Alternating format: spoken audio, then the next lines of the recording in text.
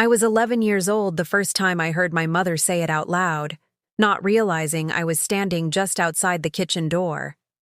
She was on the phone with my aunt, and she said, "Honestly, if it weren't for the money from my father's trust, I don't know if we would have kept her." She wasn't talking about a pet. She was talking about me. Hey everyone, welcome back to Silent Family Stories. If this is your first time here, this channel is about the quiet, real moments inside families, the conversations that shape people for the rest of their lives, even when nobody else in the room realizes how much weight those words carry. If that sounds like something you need today, go ahead and hit subscribe, because there's a lot more where this came from. All right, let's get into this one. I want to start by saying that I spent a long time not fully understanding what I overheard that day. I was 11. I didn't have the emotional vocabulary yet to process something that heavy. I just remember feeling a strange, cold discomfort settle into my chest. The kind of feeling you get when something around you suddenly looks different than it did a moment before, even though nothing physically has changed. To understand this story properly, I need to back up a little and explain the situation around my birth and my early childhood, because it matters for everything that came later. My biological grandfather, my mother's father, had built a modest but comfortable amount of savings over his lifetime, mostly through smart, patient investing and decades of steady work. When he passed away, a portion of what he left behind was set up specifically for my care and upbringing, structured in a way that provided ongoing financial support to whichever parent was raising me, meant to continue until I reached adulthood. This wasn't some enormous fortune. It was a meaningful, steady amount, enough to significantly ease the financial pressure of raising a child, but not enough to change someone's entire life circumstances overnight. My parents' marriage, from what I understand from bits and pieces I've gathered over the years, was already strained around the time I was born. There were conversations, ones I only partially understand even now, about whether they would stay together at all.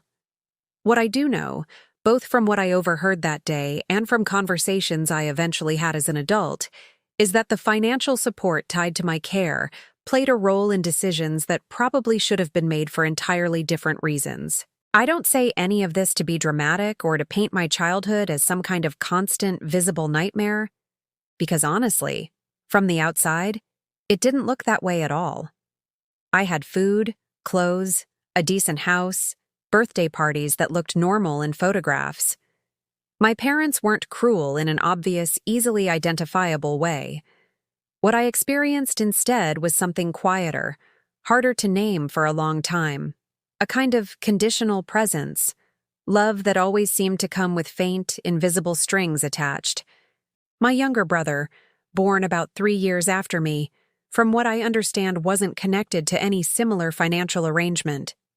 And looking back now, with the clarity that only comes much later in life, I can see how differently he was treated in small, cumulative ways.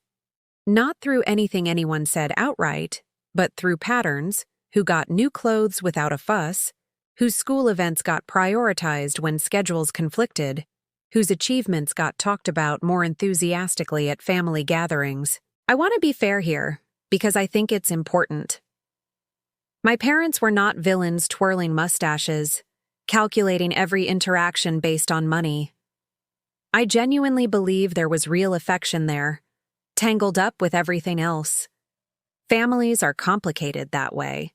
People can love you and still let other pressures, financial stress, personal disappointment, unresolved resentment, quietly shape how that love gets expressed, sometimes in ways that end up hurting the people they claim to love most.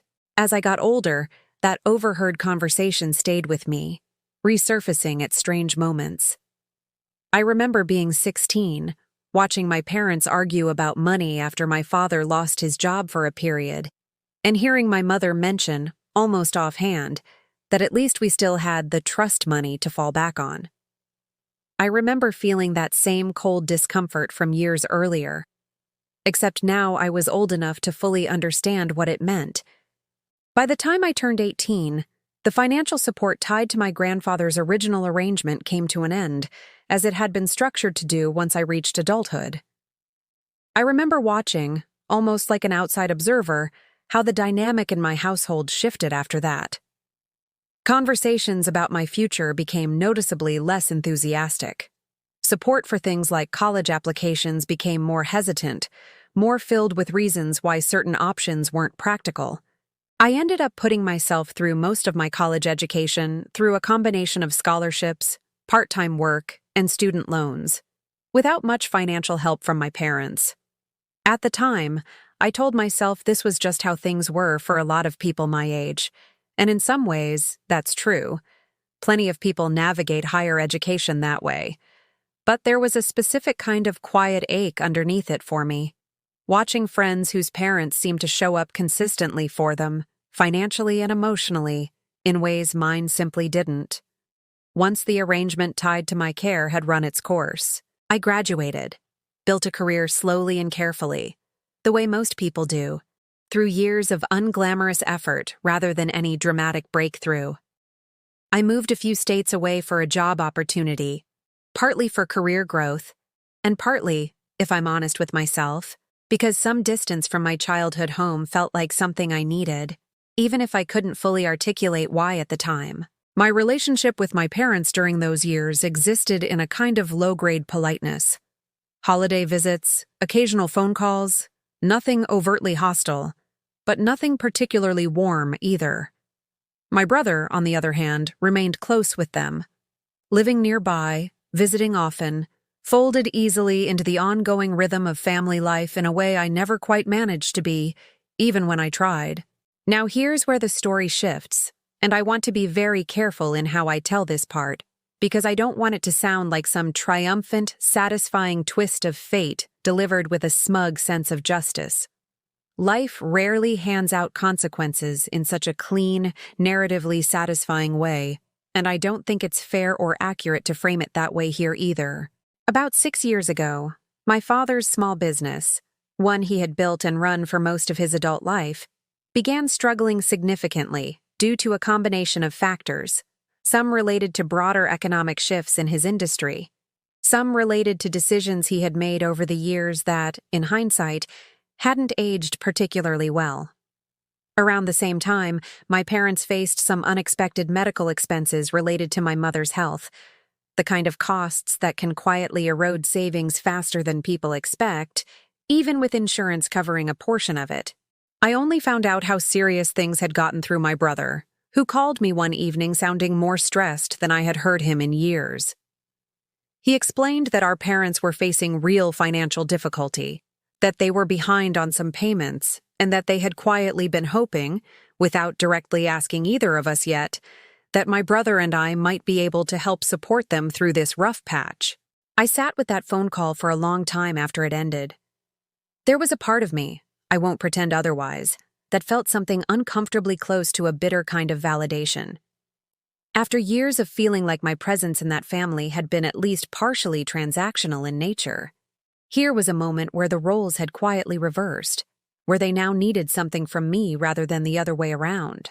But I want to be honest with you about what I actually did, because I think it matters more than any satisfying sense of poetic justice would. I didn't ignore the call.